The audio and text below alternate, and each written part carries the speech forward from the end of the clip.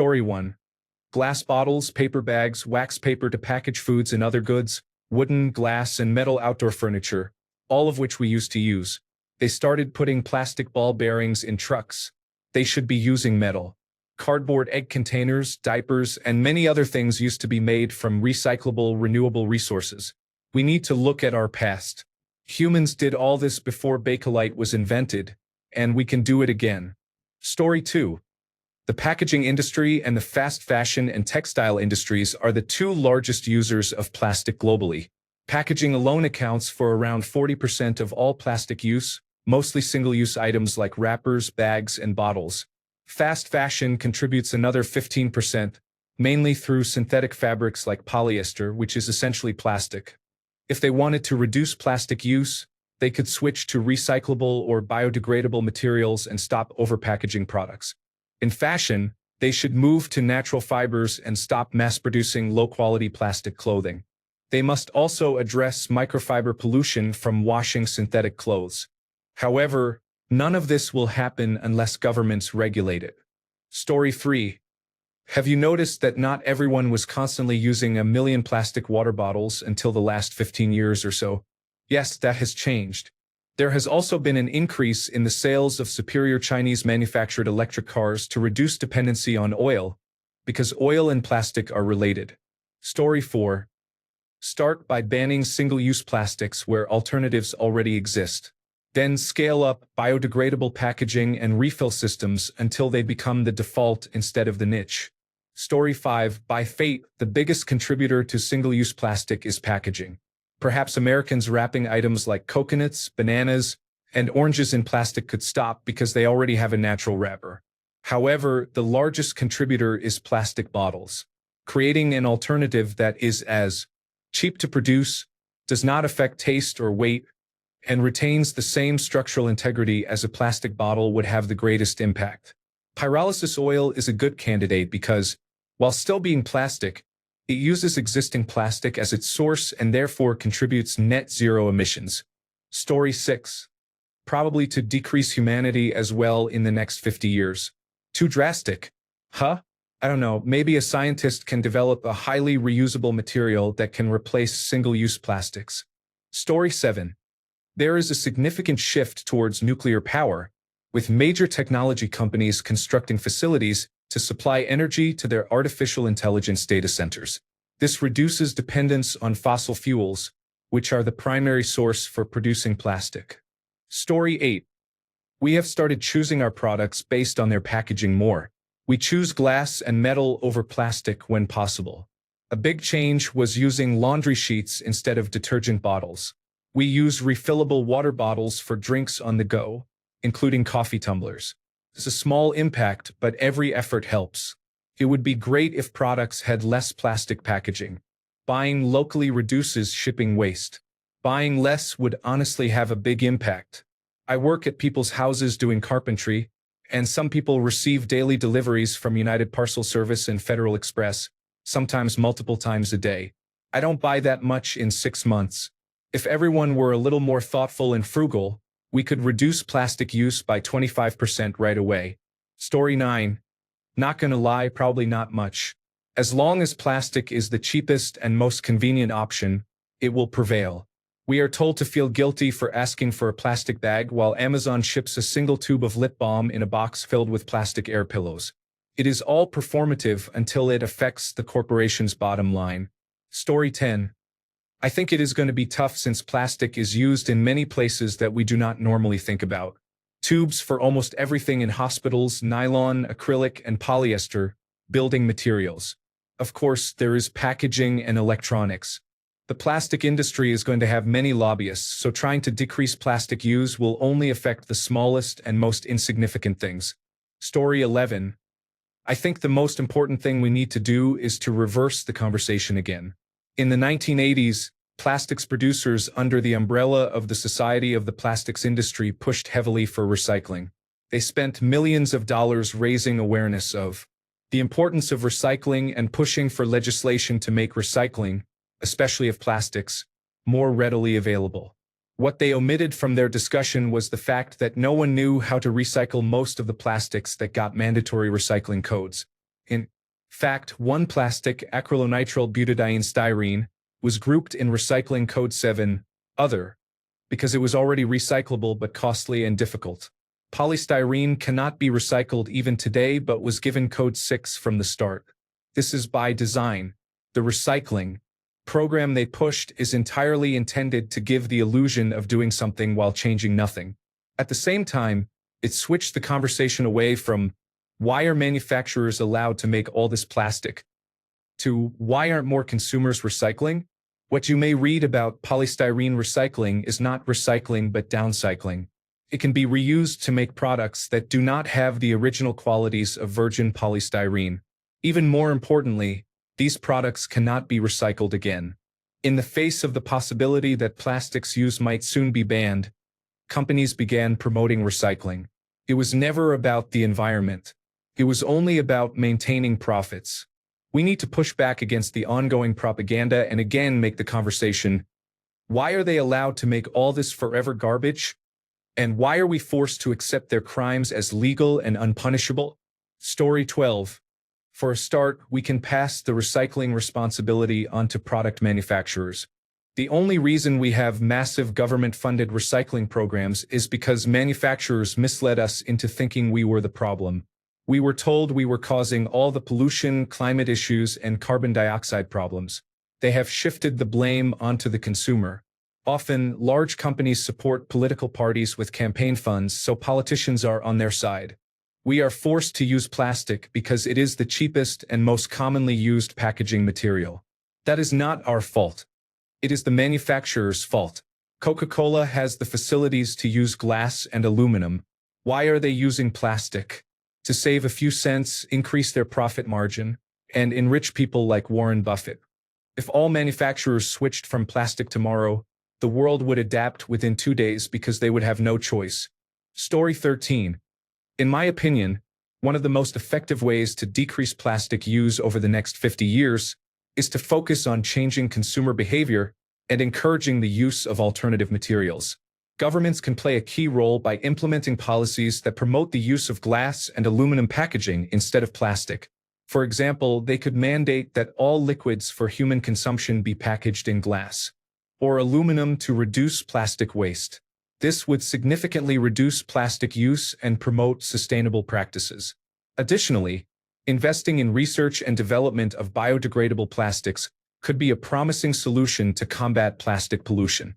By taking proactive steps now, we can work towards a future where plastic use is greatly decreased and the environment is better protected for future generations. Story 14. Industry could have the biggest impact through their packaging and material sourcing practices. But does industry care?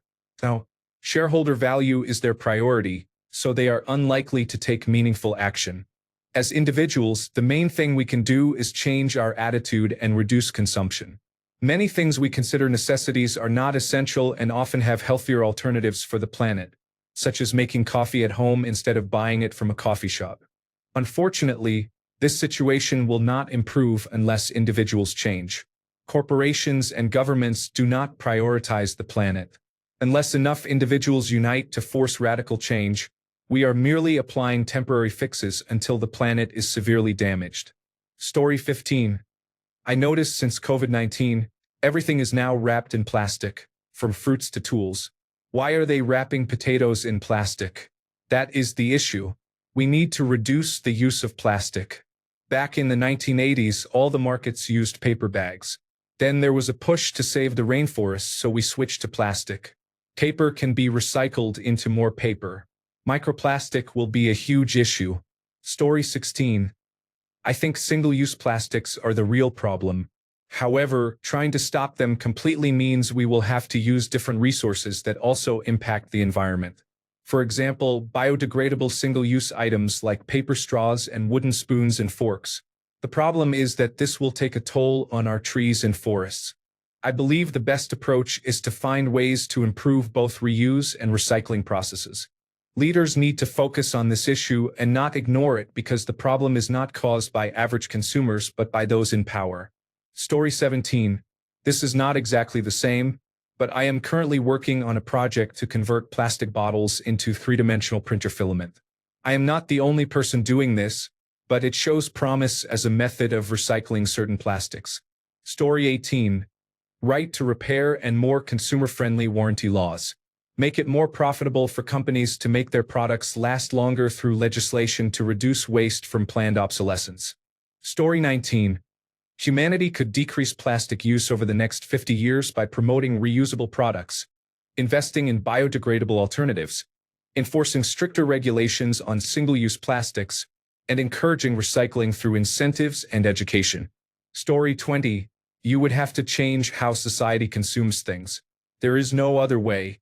The best approach I can think of is for the government to issue substantial taxes on convenience and provide breaks on items that are equally usable but slightly less convenient. For example, shampoos and conditioners work exactly the same whether they are in liquid or bar form. Bar shampoos can be easily packaged in paper, while liquid versions are typically sold in plastic bottles. Make bar versions cheaper through tax breaks or subsidies and impose higher taxes on less sustainable products. Target manufacturers as well. There is no reason fruit snacks need to be packaged in plastic bags inside cardboard boxes that are then shrink-wrapped with more plastic. Eliminate that shrink wrap. Grocery stores that plastic wrap whole produce should pay higher fees. Most people, especially in the United States, have repeatedly shown that they will not change their behavior without a financial incentive. Provide one. The taxes collected this way should be allocated toward material reclamation and cleanup. Story 21. Honestly, we need to treat plastic like cigarettes. Ban single-use plastic, tax the rest heavily, and invest in alternatives so good that nobody misses it. If it is more expensive and harder to get, people will change habits. We have already done it with smoking, leaded gasoline, and chlorofluorocarbons. Why not plastic? Story 22. Regulations are necessary. If not regulated, people will choose convenience over everything, including slowly destroying the planet. This must be clear to everyone by now. Story 23. Stop having so many people needing plastics.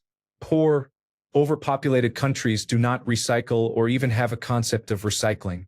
They either burn waste for cooking or sell it for scrap. Story 24. It is great that I have a paper straw for my drink in a plastic cup with a plastic lid. At the grocery store, I cannot get plastic bags to put all the groceries packaged in plastic.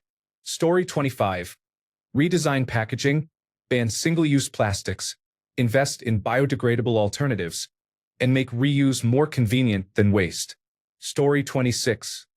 The low-hanging fruit is all packaging. I remember when there was almost no plastic packaging and it was fine. It is not the customers demanding plastic packaging. We did just fine in 95% of the cases before it became inescapable.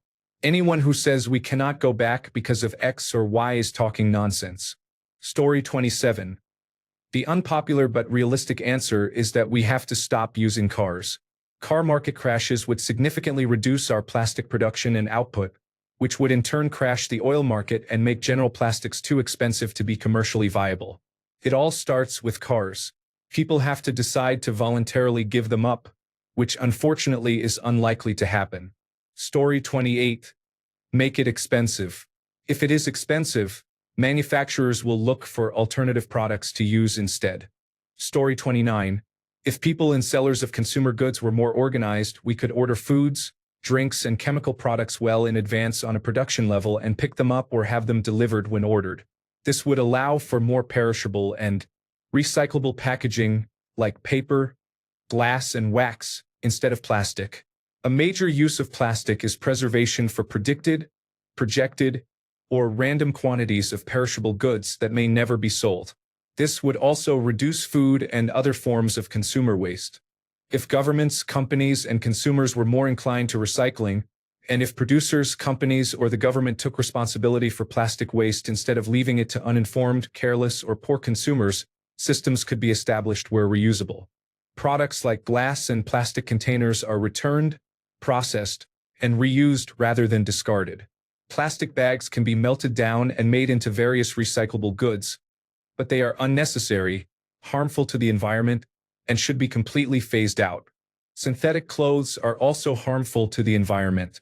People should be taught to be more sustainable, discourage fast fashion trends, wash and rewear clothes, recycle worn clothes, and choose quality clothing made from natural fibers. Companies should be discouraged from using synthetic fibers and promoting fast fashion for profit without supporting recycling or disposal options for consumers. Electronics should be better built, and companies should support their products for longer periods. Investing in ongoing research and encouraging children to become scientists who solve these issues is important. Donations are also essential and always needed. There are bacteria being cultured to consume plastic, but long-term funding remains a significant challenge. Story 30. Plastic use increases as a result of the profit-seeking dynamic in the oil industry. The pumps are turned on, the oil is gushing out, and applications for it must be found. Profit must grow at a growing rate. This is capitalism, and anyone denying this is hopelessly in denial. To end the proliferation of plastic, profiteering must end, or the oil industry must end, whichever comes first. Why not both? Story 31. By and large, we cannot and should not eliminate plastic. Plastic is an amazingly useful material. We need to improve waste collection and recycling and reuse, and we are already actively doing that. Fundamentally, plastic recycling is a problem caused by the lack of cheap renewable energy. We already have the technology to perform full chemical recycling back into feedstock, but it is not lucrative at the moment because of high energy costs, among other factors. However, we are heading toward a future, at least in the developed world, where energy costs are becoming a non-issue. In my country, we already have overproduction during summer, and you are actively paid to consume energy or must pay a fine for delivering energy back into the grid with your solar panels. If we can continue that trend and solve the energy distribution and storage problem, we are moving toward an incredibly bright future where convenience and eco-friendliness no longer need to be mutually exclusive. Also, it is important to separate what is easily visible from what is environmentally impactful. That little wrap of plastic around your cucumber seems wasteful, but it is a drop in the bucket comparatively. Thanks a bunch for sticking around till the end of the video. Remember to subscribe, and until next time, stay awesome and goodbye.